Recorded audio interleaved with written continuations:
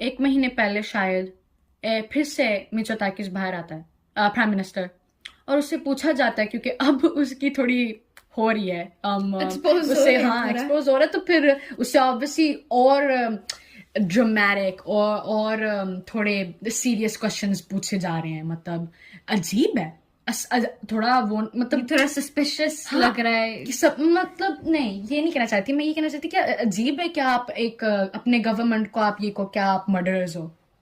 Normal हम्म। नहीं है, normal नहीं है कि आप गवर्नमेंट को जाकर आपको क्या आप मर्डरर्स हो, आप कवर अप कर रहे हो एक मर्डर सीन को, कवर अप कर रहे हो अपने सिस्टम को, आप सिस्टम को ठीक नहीं कर रहे हो। थोड़ा सा अजीब है कि आप इतना एक सीरियस वो करो। तो इससे थोड़ा पूछा जा रहा है क्योंकि ये काफी सीरियस है, पूछा जा रहा है क्या आपको लगता है कि ये लोग कह रहे हैं कि कवर अप है, आपको लगता है कि ये कवर अप है? वो काफी ऑफेंस लेते हैं।